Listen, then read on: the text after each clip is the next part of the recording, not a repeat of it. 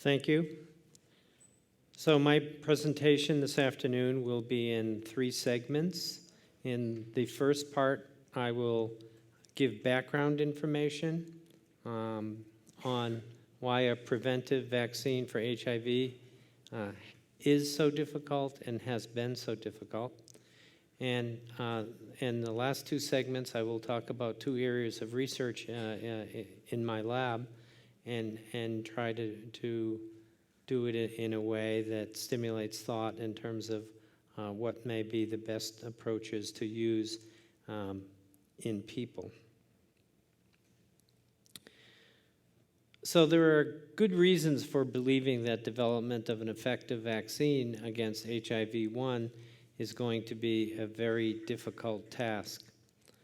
First and foremost on the list of reasons is the fact that the natural immune response to HIV infection is not able to control the virus. Following primary infection, there's virus replication and a peak in viral load approximately 2 weeks after the infectious exposure. And then coincident with the appearance of an antiviral immune response, there is a decline in viral loads to what is typically called the set point. And although this set point appears to be a static situation, it is not a static situation. There is actually a continuous, unrelenting viral replication over this period. How do we know that? We know that by a variety of reasons, including the effects of antiviral drugs. So if one starts highly active antiretroviral treatment and in the course of this viral load set point, there is an immediate and abrupt drop in viral load as the viral replication is halted or tremendously slowed down. So as strong as the B cell response is, as strong as the viral specific CD8 cell response is, it is not able to halt this continuing, unrelenting viral replication. It's quite clear now that the virus has evolved a number of specific strategies to allow this continuous virus replication. So it's really built its life cycle in ways that are very different from acute viruses, members of acute virus families. It's built into its replication cycle an ability to continually replicate over prolonged periods. One way that it does that is it has an envelope spike, so the envelope protein that it uses for binding to receptor and gaining entry into the cell is constructed in a very tight, compact fashion, loaded with carbohydrate on the surface, making it difficult for antibodies to access and difficult for antibodies to neutralize. In addition, the reverse transcriptase used for replicating the HIV genetic information is error-prone and is constantly generating sequence variants, and these sequence variants can be immune escape variants. So not only is HIV highly variable in being able to generate variants, it also appears to be built to be tolerant to those mutations, so it can tolerate a wide range of mutations throughout its genome to escape ongoing immune responses. Also, HIV encodes specific products whose sole or one of several purposes is to evade intrinsic, innate, or adaptive immunity. So, for example, the NEF gene product, one of its functions is to downregulate MHC class I molecules from the surface of infected cells. And then finally, the cell type that HIV has settled on in evolution to replicate in, the CD4 positive lymphocyte, is a key orchestrator of immune responses, and destruction of that cell does a big job in minimizing the effectiveness of the immune response. second on this list in terms of reasons for believing a vaccine should be difficult is that not only is the natural immune response to HIV not control the virus in that infected individual, it does not routinely protect against superinfection by a second strain. So a number of laboratories have looked at this, and perhaps the best work has been done by Julie Overbaugh in her group in Seattle, Washington, studying a group of commercial sex workers in Nairobi, Kenya. And this cohort is 56 women practicing high-risk activities. Over the course of years, she's documented now, I believe, 17 cases out of these 56 where a woman who was infected with one strain became superinfected by a second strain. So as strong as the immune response is to natural infection, it does not routinely protect against superinfection by a second strain. In the cases where the viral load has been low, in the superinfected woman, the superinfection results in a big jump in viral load.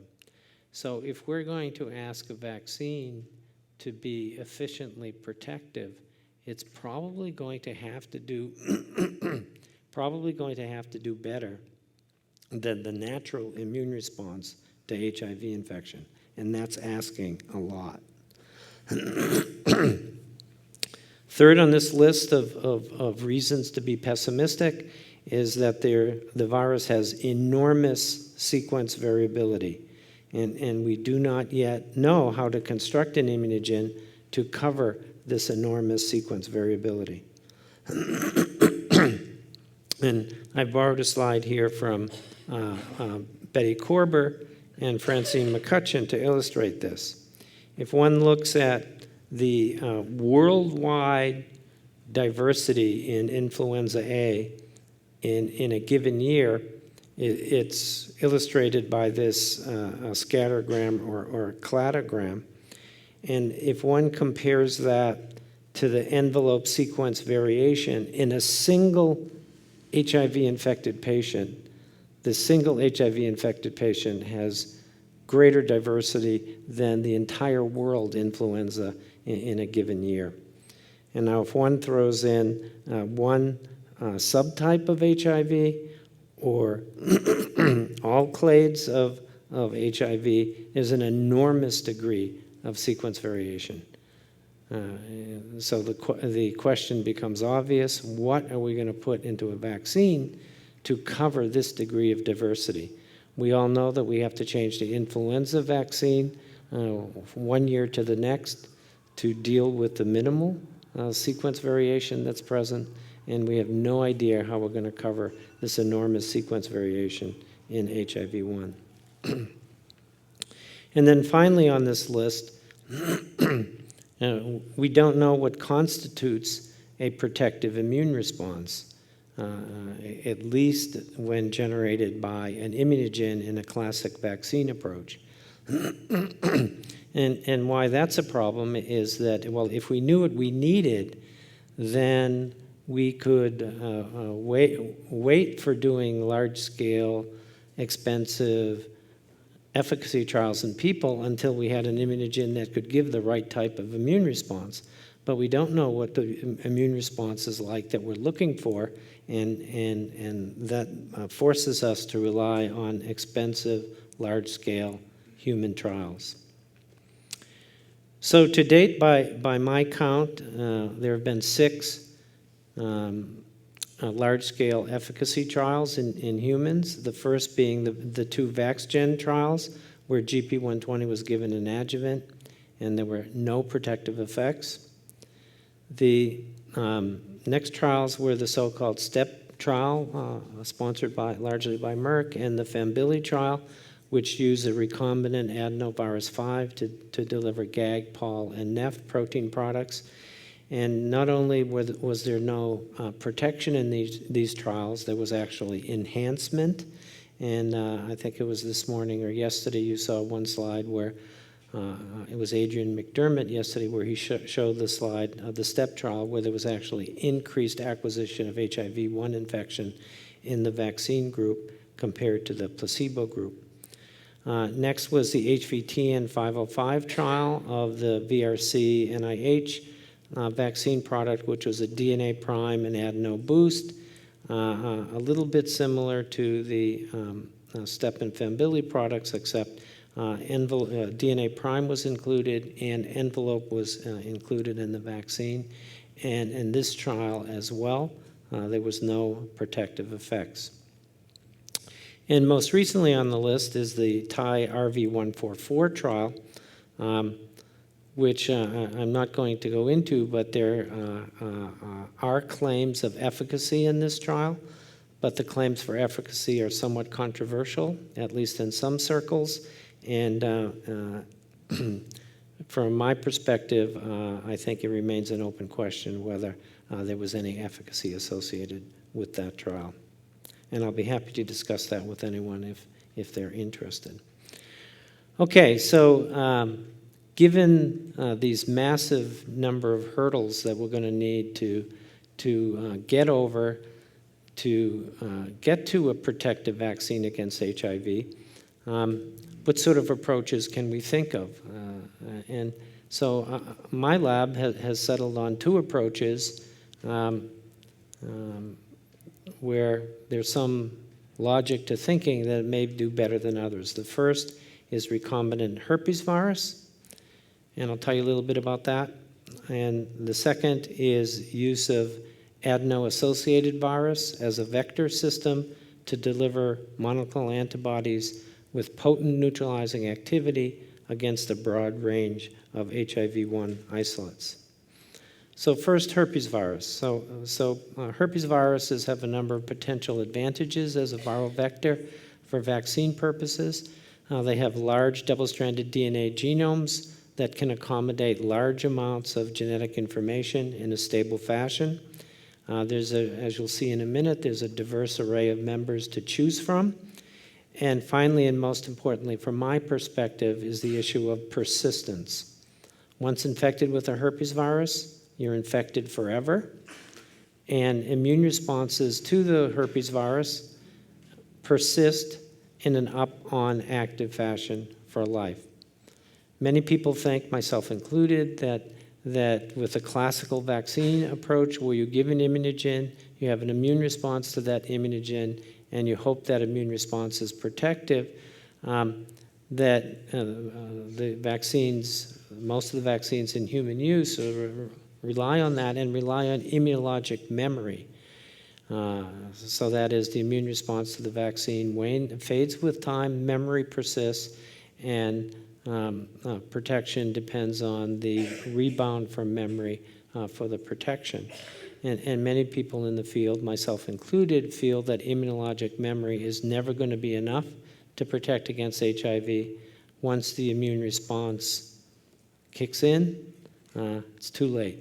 Once HIV gets its foot in the door, it's gotcha, and as I've illustrated to you in the beginning, it replicates persistently and unrelentingly no matter what the immune system throws at it.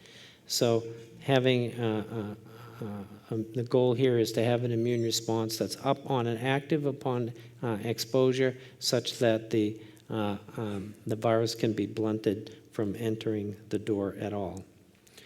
There are 8 distinct human herpes viruses that are classified into 3 subgroups: the alpha herpes viruses, the beta, and the gamma.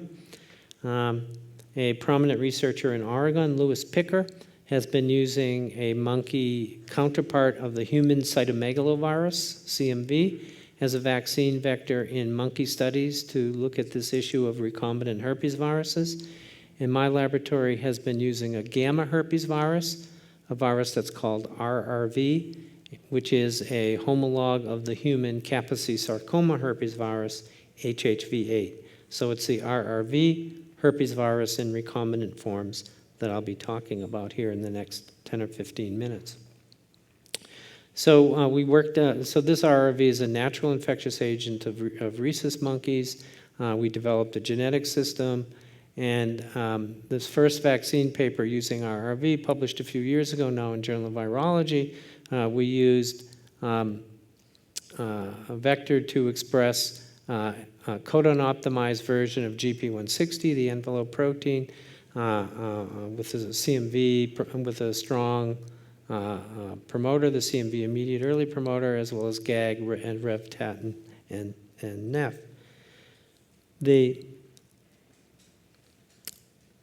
Despite the fact that the recombinant RRV with the envelope insert, SIV envelope insert, made high levels of SIV envelope protein in cell culture, when we infected, I should say this RRV is fully replication competent. All the RRV genes are in there. There's an extra gene for the envelope recombinants, the 160. When we infected / vaccinated monkeys with that, we detected, surprisingly, no anti-envelope antibody responses. And Louis Picker in Oregon, he's made similar construct with his CMV vectors. They make nice levels of SIV GP160 envelope protein in cell culture, but he also has observed no anti-envelope antibody responses. So we started thinking about that. We saw that as a problem. We had to have anti-envelope responses if we, I think, had reasonable hope for this approach to work. So we embarked on a little sort of side trail that I'm going to tell you about here to try to solve that problem. If one looks at herpes virus glycoproteins, and I use as an example the RRV, GH, and GL glycoproteins, and compare it to SIV, you can see that there are certain commonalities. They're both made late in the lytic cycle, so both of these viruses temporally regulate their viral gene expression, and they make their structural gene products late in the lytic cycle. Both the glycoproteins from both of these families of viruses have a highly skewed, unusual codon usage, which is not very compatible with translation. Many would call a bad codon usage. If one puts a strong promoter in front of these cassettes, either the GH or GL cassette from herpes virus or GP160 from HIV and SIV, such as the CMV immediate early promoter or the strong cellular promoters or SV40 promoter, you get no detectable protein expression because of the bad codon usage. And there are two ways that one can rescue codon usage. Rescue expression. One can either codon optimize, then you get great protein expression, or you can provide the natural transinducer in trans. For herpes virus, it's called OR57, and for HIV and SIV, the protein is the Rev protein. So we use this sort of plot to illustrate what bad codon usage is, or what good codon usage is, and so basically there are 61 dots here, one dot for each codon, and it's positioned as the percent of all the codons for that amino acid. So if you have arginine, for example, I think has 6 different codons that can code for arginine. There would be 6 points here for arginine, and the sum total of them would be 100% in this direction and 100% in this direction. And if you compare the SIV GP160 codon usage to that of the human exome, it's nowhere close to a straight line, and many of the points deviate wildly from what one would expect for something that was closely matched to the human exome. And that's also true, as I'll say as an important factor later, for other classes of persisting viruses, the papilloma group, the polyoma group, and this is the herpes group, and that's the lentiretro group. So we decided to do a stupid experiment, which I'm going to tell you about because it worked. We chose 6 codons that differed wildly. Oh, I should say that both the herpes glycoprotein and the HIV-SIV glycoprotein had bad codon usage, the nature of their bad codon usage was different. And that's shown here by comparing the RRV versus SIV codon usage, and for each of the 61 codons. And so what we did is we took individual codons and changed them in the SIV GP160 cassette to ones that are more frequently used in RRV. So for example, in green we went from here to here. In blue we went from here, which is not used at all in the glycoprotein H, and we changed it to this codon, which is highly abundantly used in GH. So we changed six codons in the GP160 cassette. We changed only 10.5% of the amino acids, but the amino acid codings remained remained the same. It's just the codon usage differed. So for example, we changed a threonine, the ACT that encodes threonine, which is only used 12% in GH, but is used 40% in GP160. We changed it to ACG, which is used much higher in GH, but is hardly used at all in GP160. So the goal was to ask the question, what would happen if we changed the GP160 codon usage to reflect the herpes virus codon usage? We kept the RRE region intact, which is necessary for Rev action, so we didn't change any of the codons there. And the result that we got was absolutely astounding. So if one puts a CMV immediate early promoter in front of the natural GP160 cassette, you don't get any expression. Everyone's seen that. If you provide Rev in trans, you now get nice GP160 expression. Everyone's seen that. But when we change the codon usage to reflect the codon usage of GH, when we took that same natural codon and used OR57, we got no transinduction. When we used a modified codon usage, no expression without a transinducer. Now when we provided Rev in trans, it was no longer able to transinduce. So Rev activity is dependent not only on the RRE, but it depends on the nature of the codon usage. And amazingly, now this 160 cassette with the modified codon usage is now transinducible by OR57. So we're able to flip the codon usage simply by changing the codon usage. We did the opposite experiment with the GH, and sure enough, with GH, we were able to flip the responsiveness. When we used a modified codon usage, it was when we changed GH to a modified codon usage, it was no longer induced by OR57, but it was now induced by Rev. So in both directions, we were able to flip the transinduction. We were even able to make a luciferase reporter gene. By changing the codon usage, we could either make it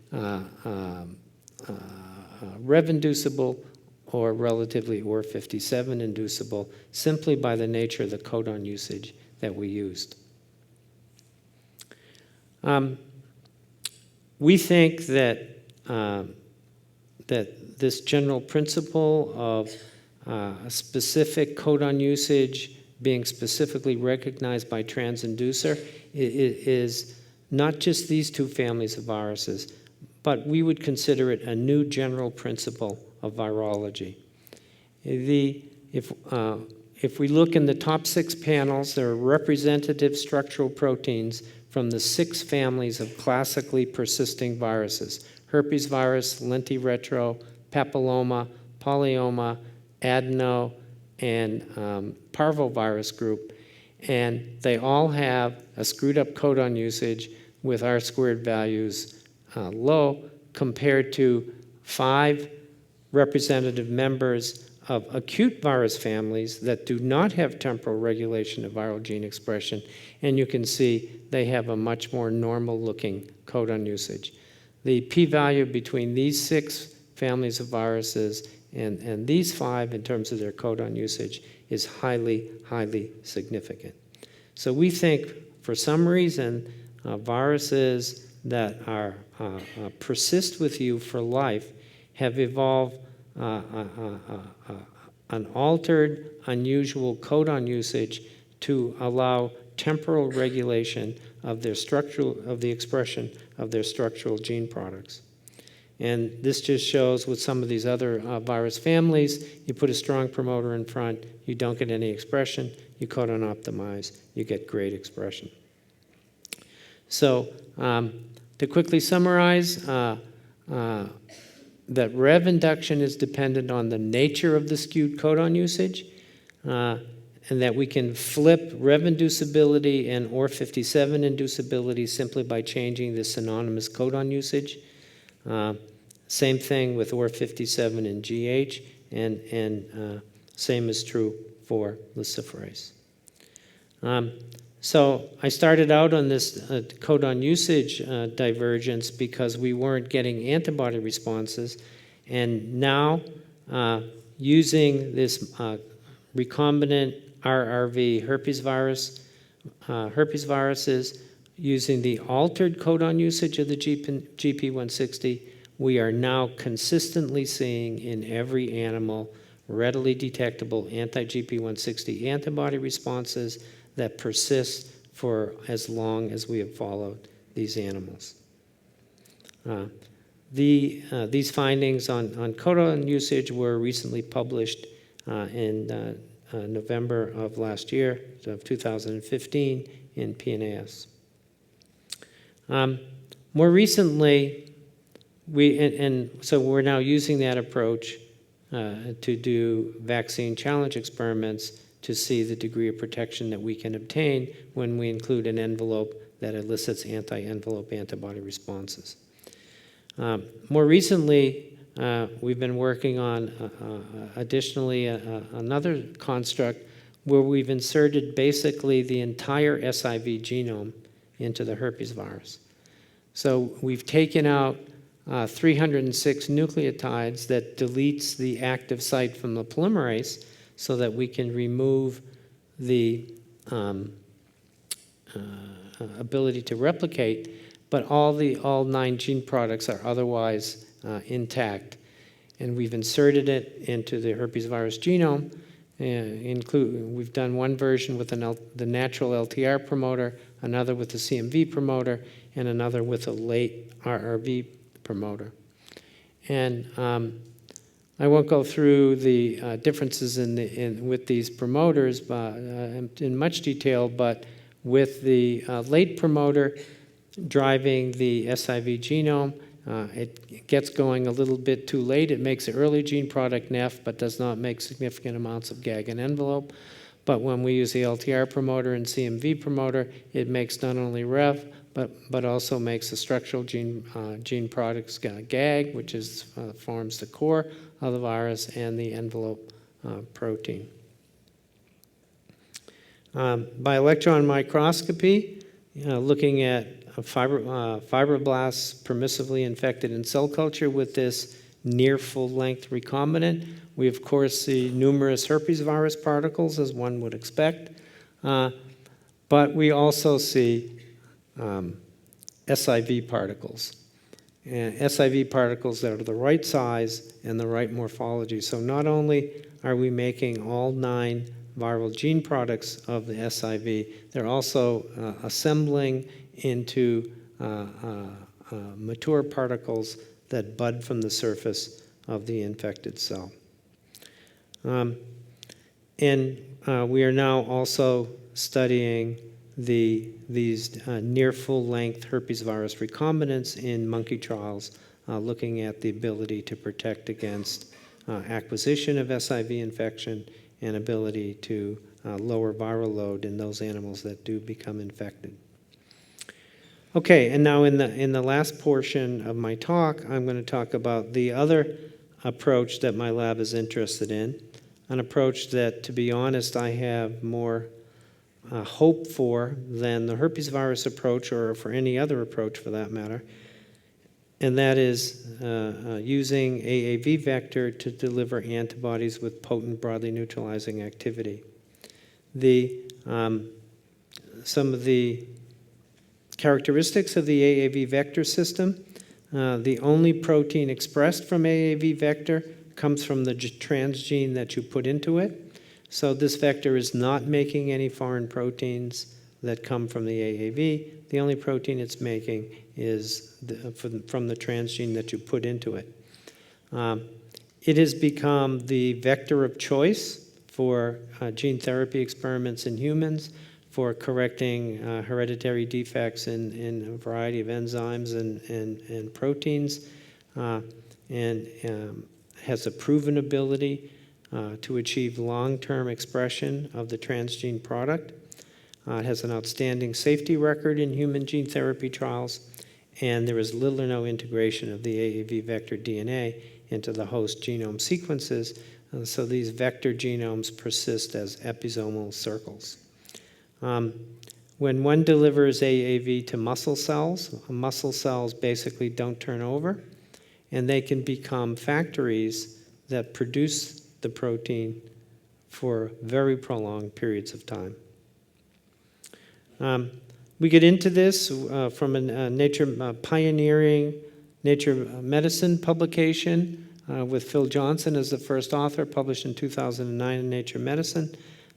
Phil called me to get involved in this study and basically has sold me full force on the concept.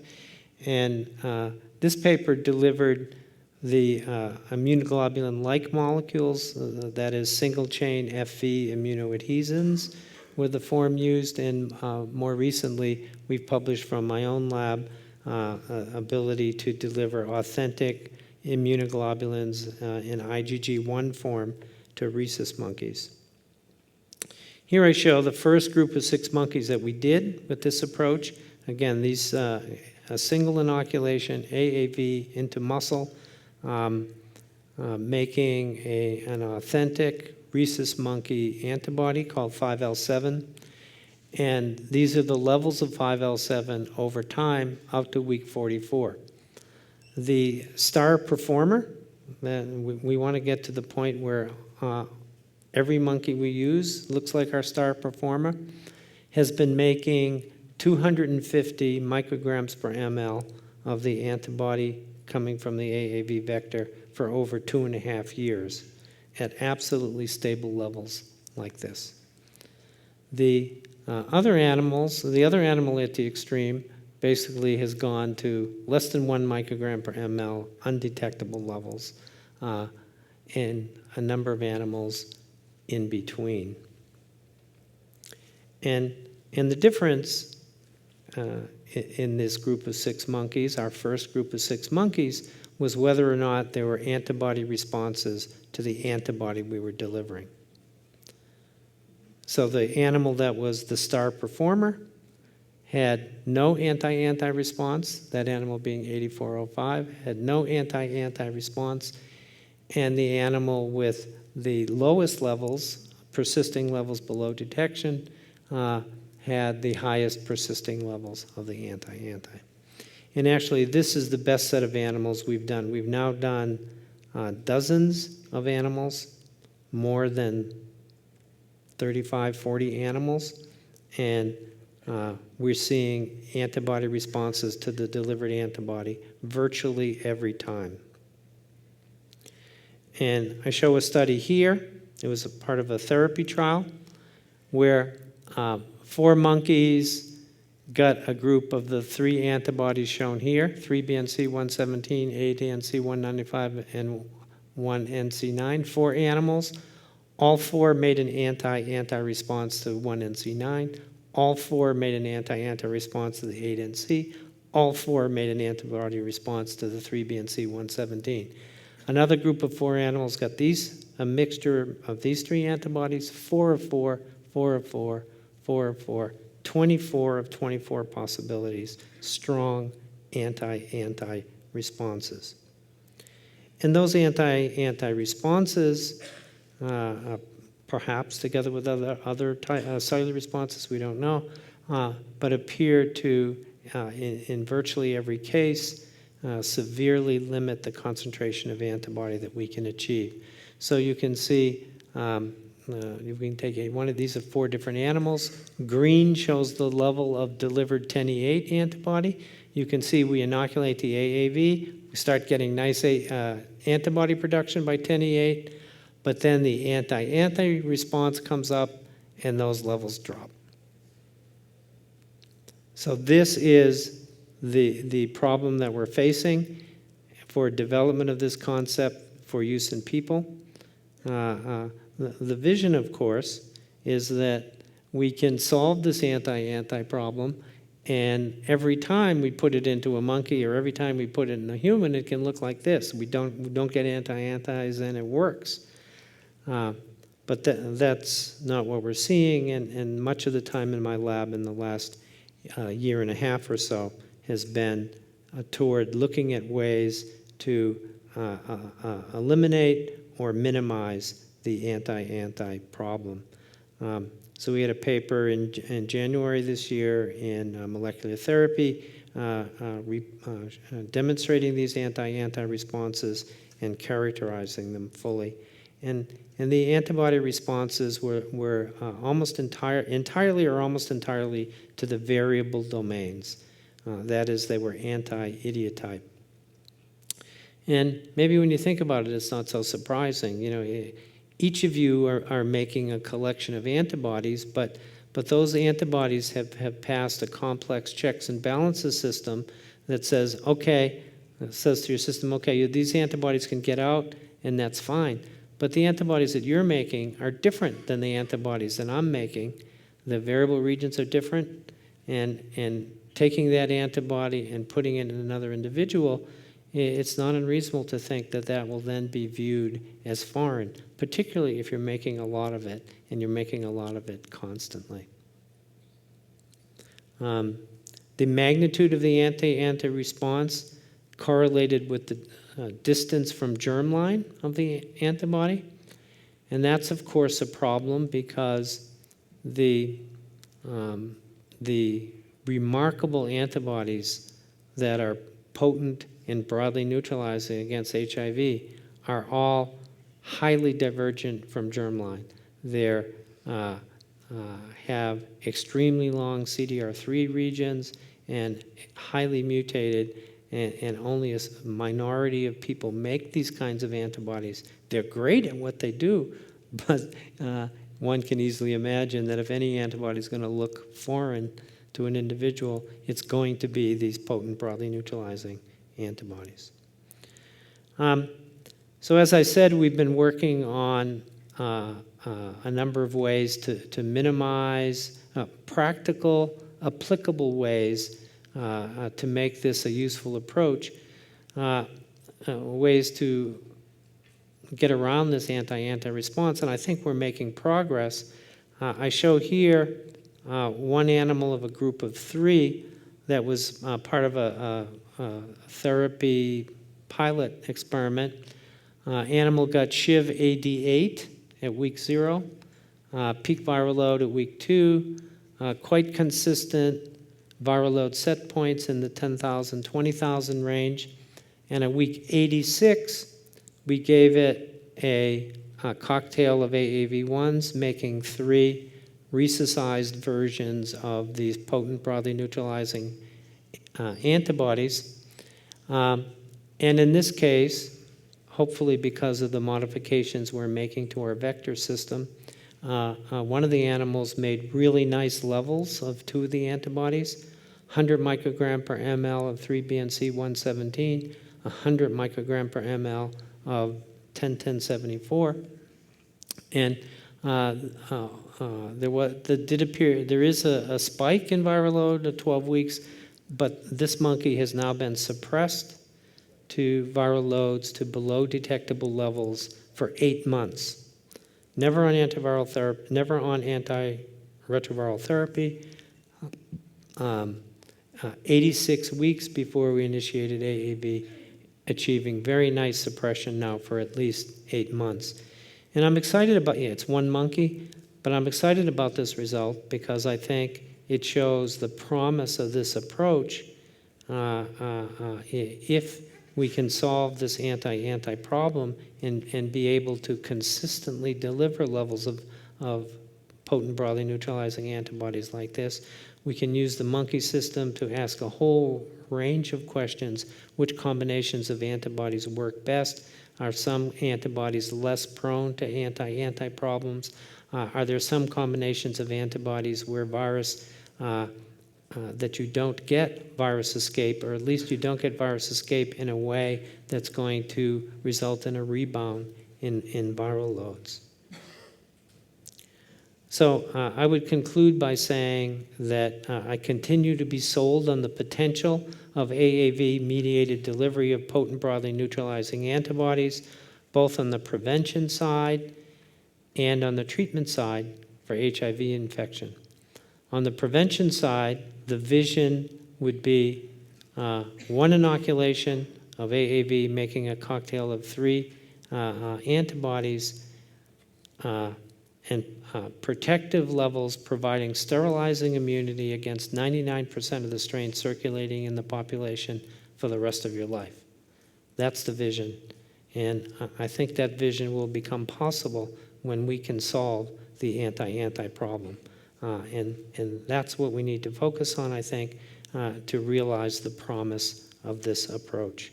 So for the herpes virus work, the work in my lab was principally done by Young Shin and Georg Bischoff. Monkeys were housed at the Wisconsin National Primate Center and monitored there. I thank Mauricio Martins and David Watkins' lab, and David Watkins for cellular immune response measurements, which I didn't show you. The electron micrographs were done by Greg Hendricks at UMass Medical School and Jeff Lifson and his group at Frederick for viral load measurements. And for the AAV work, principally done by Sebastian Fuchs and Jose Martinez Navio in my lab, Guanpei Gao at UMass for the AAV vector production and quality control, Wisconsin Primate Center for the monkeys, Jeff Lifson for viral load measurements. Antibodies we're using came from Michelle Nussenzweig, Mark Connors, and Dennis Burton, Shiv88 from Malcolm Martin, and I thank you.